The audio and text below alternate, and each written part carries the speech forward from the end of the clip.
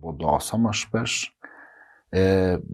datë më të mira janë ato që bohen në kohë caktuara, që i ka përmend pejgamberi alayhi salatu wasalam.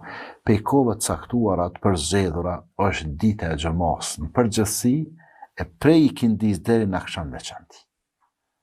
Në këtë kohë prej ikindis deri në akşam ditën e xhamas, kush gjinet duke bo da lutje, lutja e tij nuk kthehet, ka thënë pejgamberi alayhi salatu wasalam.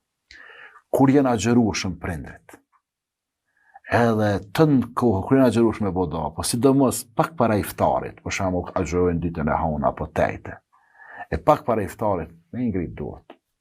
Pastaj gjatë natës në përgjithësi, po në pjesën e fundit natës në veçanti. Prej kohëve të preferuara kur bjen shi, datë nuk kthehen. Bën da, lutë Allahun te bareke ve teala. Prej kohëve të preferuara në mes të ezanit dhe i kametit. Shkon baba në xhami, thirret ezani, falen sunetit, deri të bëhet i kameti. Aty e një 7-8 minuta, 10 minuta. Deri të falet suneti, rrin pak xhamati, lutë Allahun, s'është patjetër me ngrit duart, mënesh pa ngrit duart, mënesh me ngrit duart, mënesh ulur, mënesh në kam, mënesh qyshtiesh me lutë Allahun.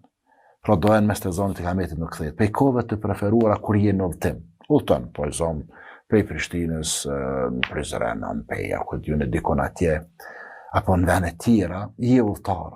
Apo u thënë jashtë vendit, lutja udhtarit nuk kthehet.